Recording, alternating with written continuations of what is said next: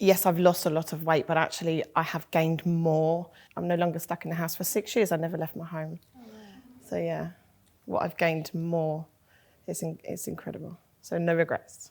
You've gained your life, really. I have, yeah, completely.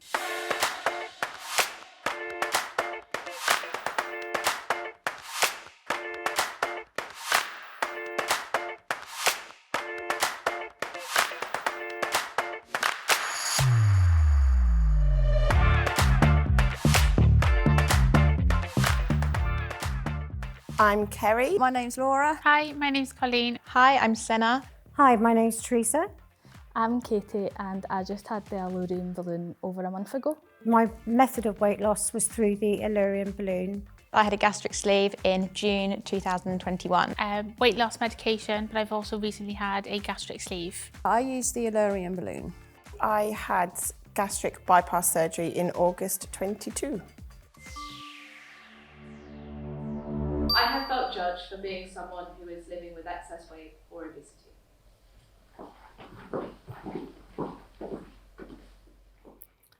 Okay, I agree with this one. I'm not going to strongly agree because it hasn't happened all the time, but my whole life I have had doctors, nurses speak about my weight, even just a general doctor's appointment, you need to lose weight. So yes, I've been judged, I feel. Anybody else?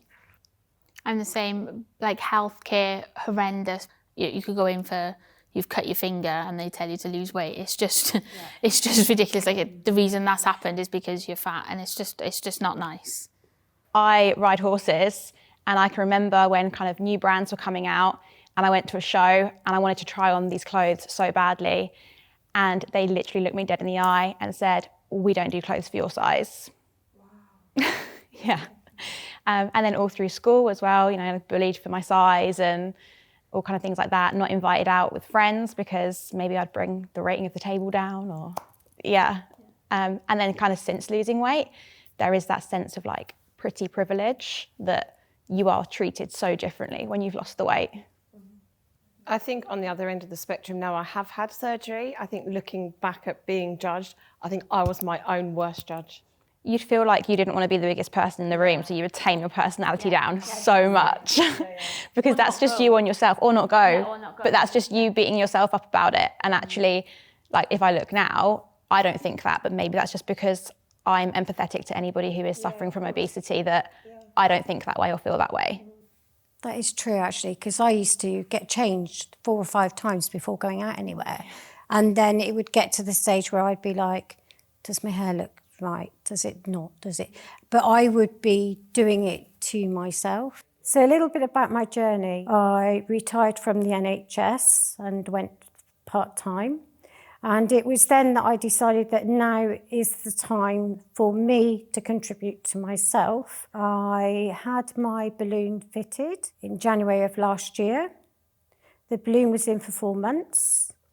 And during that period of time, I lost 10 kilograms. When you're obese, a patient can look at you and maybe make comments around your obesity due to the fact that you're trying to promote their health, and at the end of the day, you're not always seen as a healthy person being obese.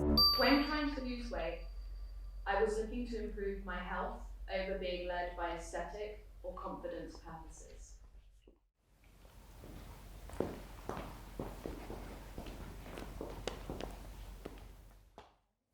I think I'm over here maybe because I wasn't unwell, I wasn't like going through a lot of health things really when being overweight. For me, it was more my mental health in regards to the way I looked, being able to do the things I wanted to do. The health benefits have kind of been secondary for me. And I think I was at an age when I had my surgery that I was maybe naive to the health sides of it. And so initially that is what kind of kicked my journey, was that I wanted to feel better in myself. I'm sort of the same. I just want to walk up the stairs without feeling out of breath.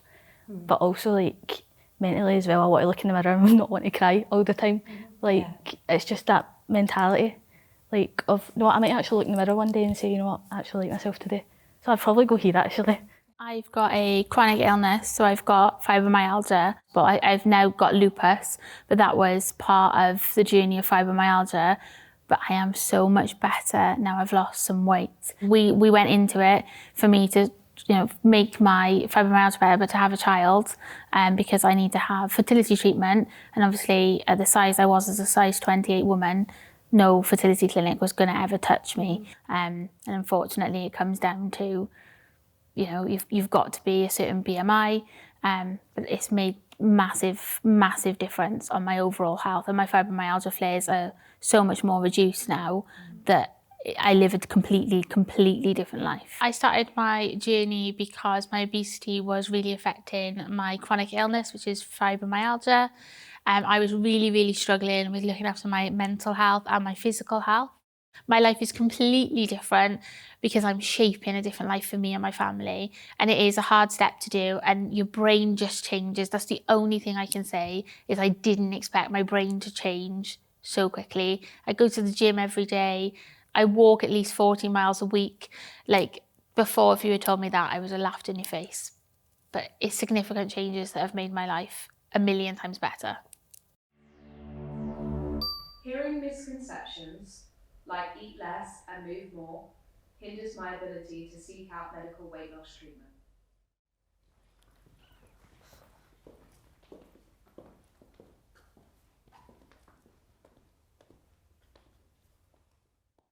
I feel like when you go to the doctors for something, it's always your weight. So they're like, go to the gym, and they give you all these like clubs you can go to, but it's all good like going to it, but it doesn't actually do anything for you. The gym wasn't working, calorie counting wasn't working. It's just, I felt like this was the only option I had to do. But it was like, am I going to get judged for it if I do this? Because it's not the natural way to do it. But at the end of the day, like, you need to do what's best for you. Yeah. Even some gyms you go into, I want to lose weight. Okay, well, you eat less and move more. Well, why do you think I'm here? So, yeah. And even it's just like the whole eat less. Okay, that's fine. But also I eat less of a certain group or type of foods. You're not then taught what you actually should be eating. Like nutritional education, I think, should be in school, like learning people about, because I didn't really pay any attention. I didn't know protein was important. I didn't know, yes, people would say go on a calorie deficit, but nobody told me like, a Big Mac is, 950 calories. But I thought if I ate that, I would still lose weight. Well, in theory, yes, but there's still fats and sugars and all the rest of it. Yeah. I didn't have enough education in me to understand. I was uneducated on the whole thing, and you just feel stupid asking those questions because you feel like everybody knows, not necessarily it's just you that didn't know. But if we had the right signposting to some of these things, and you're not just kind of sat there judge going, oh, we'll just eat less, move more, then you'd be able to get help for yourself. So I had the Allurion Balloon in 2022, 4-month one. I found the Allurion Balloon a really good tool for helping me to lose weight. You have a nutritionist that helps you along the way, and she's telling you obviously what type of food to eat, protein, etc. And I think by having that tool, knowing that you can't eat as much as what you would normally, you tend to pick out the food. And that's one thing that I realised I had to stick to, was eat the food that's going to be good for me. My actual 4 months, in all, I lost just under 2 stone. And yeah. I have had a positive experience with my friends and family since losing the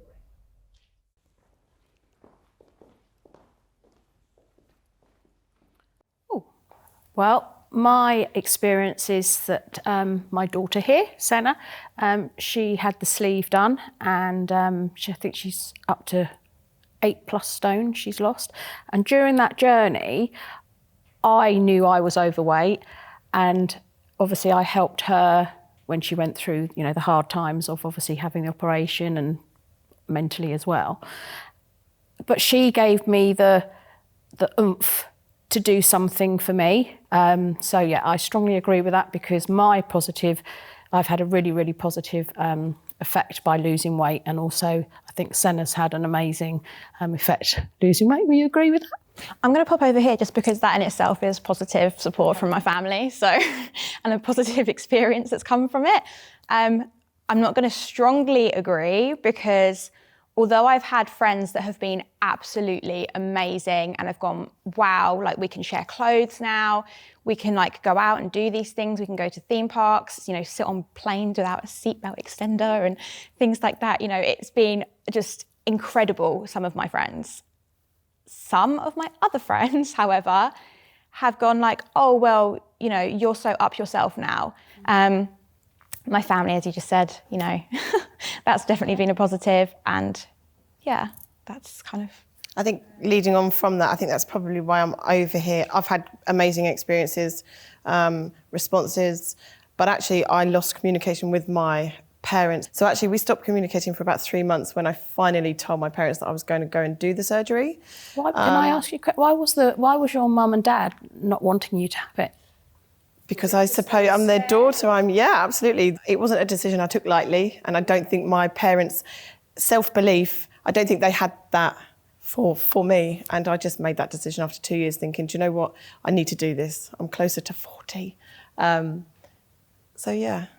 I feel like I did have your support going into it though, when I came home and said, I've seen this and look at the results and this is what I really want to do. Yeah, that's why I asked, because I couldn't understand why, being a mum, and then you saying that you were going to have it done, it was like, I've seen you struggle your whole life, from at school being bullied.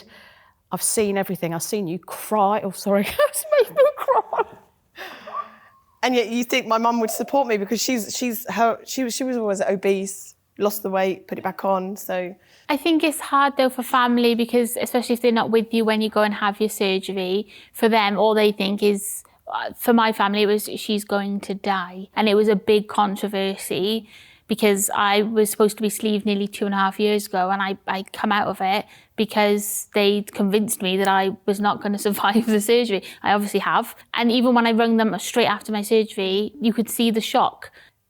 I think when it comes to the reasons behind having weight loss surgery, we all have a story to tell. There was no female in my family that had kind of lived past the age of about 66, 67 due to obesity and heart disease. My story is quite a personal one that's not social media out there as such. I was a recluse. I had no confidence. So losing communication with my family, because I chose for once in my life, I decided to do something for myself, and I had the confidence to do it. That was very, very hard. Now, since the surgery, I found my voice. I found the confidence to say no, or if I'm uncomfortable with something, I have kind of grown as a person because of my weight loss surgery. Yeah. I believe attitudes and mindsets around obesity are changing.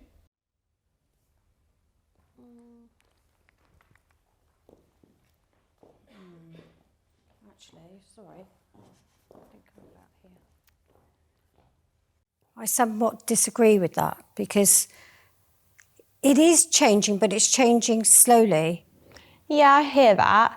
I think it is changing. You see a lot more companies now doing plus size. There is a lot more representation. There is a lot more girls and men on social media who are coming out and embracing and having that body confidence and embracing their body and embracing their weight. If you're living with obesity and you're stuck there, you need to have that representation to feel okay about yourself, because it is okay and it's not always your fault. 99% of the time, it's not your fault. There is a reason that you have got obese in the first place. Yeah, I think you're right. And I think although they're trying to work towards it within the NHS and other organisations, we almost need to be looking at not just the obese individual, male or female, but actually we need to look at that whole person holistically, the emotional side, the mental health side. People suffer from dysmorphia because of obesity, don't they? When they've lost the weight and all they see in that mirror is still the size of the person who they've left behind. But they need to have that psychological support in order for them to see how far they've come. If you're struggling with your weight, then you need to know that it's not always your fault. There are options out there for everybody. Look for help whether it be your doctor, whether it be your family or a friend. Just pick up the phone and speak to somebody. 90% of us are happy to talk about our journeys and speak to us. Don't be scared to ask for help, because that's what I did. I was always iffing and doubting what I should do, but it's just getting that step forward to ask for help. Today's experience has been uplifting.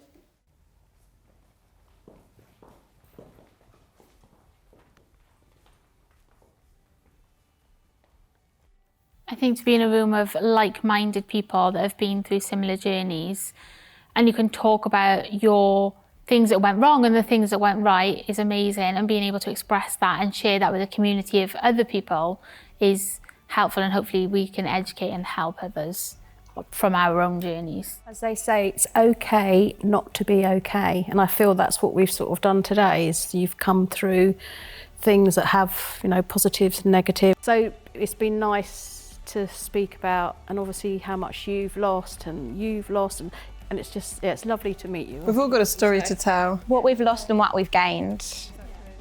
I'll stand by that motto. Definitely. Are we all clapping? Are we all clapping?